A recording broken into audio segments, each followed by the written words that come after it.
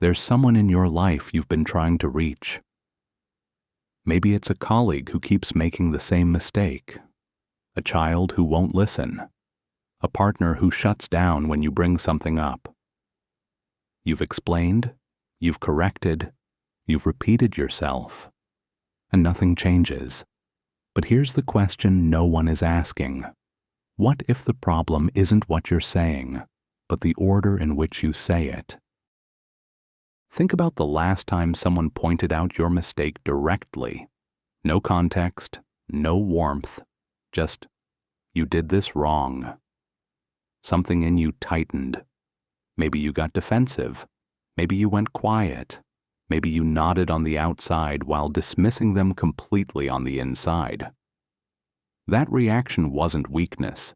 It wasn't immaturity. It was your brain doing exactly what it was designed to do.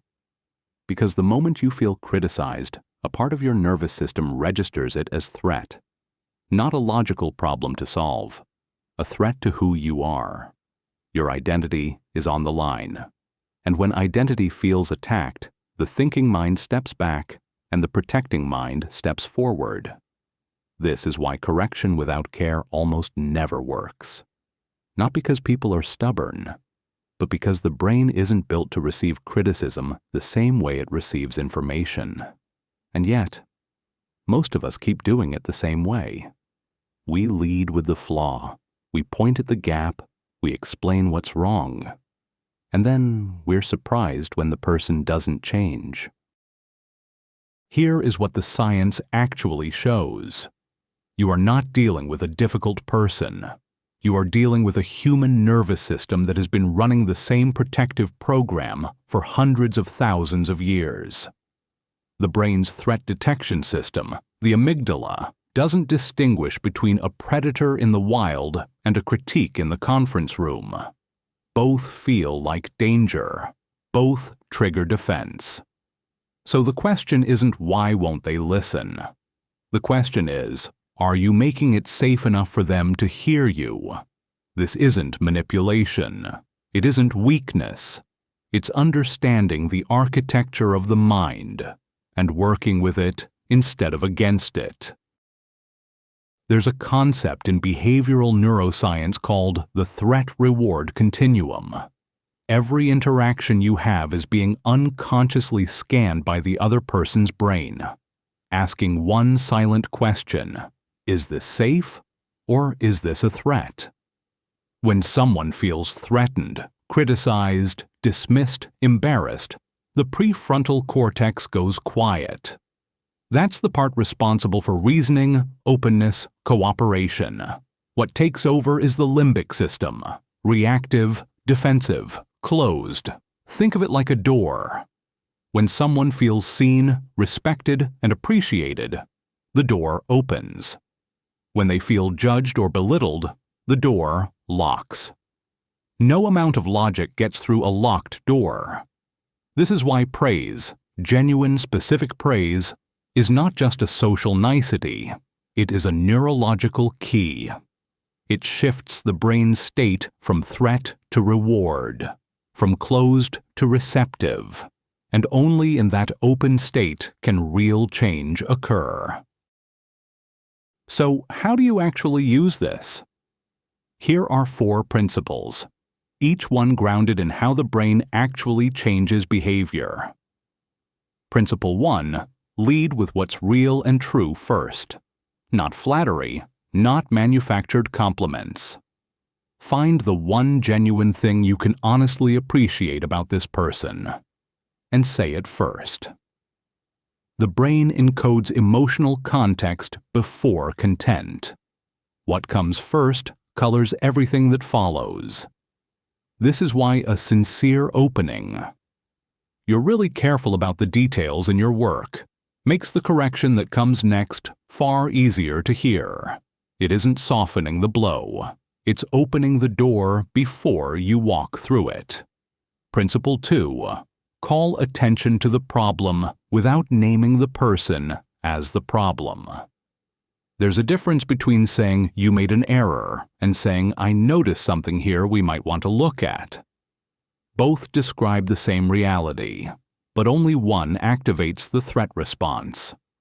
When you separate the mistake from the identity, the person's prefrontal cortex stays online.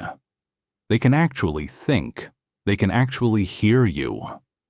This isn't about being indirect to the point of being dishonest. It's about delivering truth in a way the brain can receive it. Principle 3. Mention your own imperfection before theirs. This is one of the least used and most powerful tools in human communication. When you admit your own fallibility first, "I've made this kind of mistake myself," something shifts in the listener. Their guard comes down. Why? Because the brain is always scanning for hierarchy and judgment. When you lower yourself slightly, the other person no longer has to defend their position. There's no power imbalance to resist. Psychologists call this reciprocal vulnerability. When you show your human side, the other person feels permission to show theirs. Principle 4. Ask instead of tell. There is a profound psychological difference between being told what to do and being asked what you think. When someone is given a direct order, the brain can resist it, even when it agrees with it, simply because the autonomy felt like it was taken away. But when someone is asked, "What do you think would work here?" the brain becomes a collaborator instead of a subordinate. This activates the brain's intrinsic motivation systems. People don't just follow the idea, they own it, and what we own, we protect. Give them a version of themselves to grow into. The brain is deeply responsive to expectation. When someone tells you, sincerely, that they see something capable in you, a quiet, internal question forms. What if that's true? This is called the Pygmalion effect in psychology. People tend to rise, or fall, to the level of what is genuinely expected of them. Not because they're naive, but because identity is malleable, and we are always, unconsciously, shaping ourselves toward what we believe others see in us. When you give someone a reputation worth living up to, real, earned, specific, you don't just change their behavior.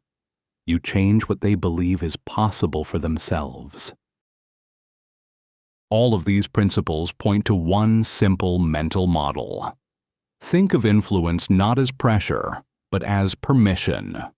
You cannot push a person into genuine change, but you can create the conditions where they feel safe enough, respected enough, and capable enough to choose it themselves.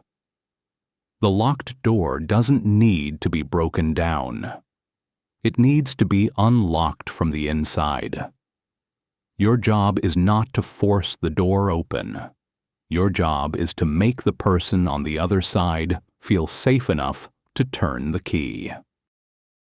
Here's what no one tells you about changing the people around you. The ones who do it most effectively don't have louder voices. They have deeper understanding. They've learned, often through their own failures, that the brain doesn't respond to force. It responds to feeling understood. So the next time someone in your life isn't changing the way you hoped, pause before you push.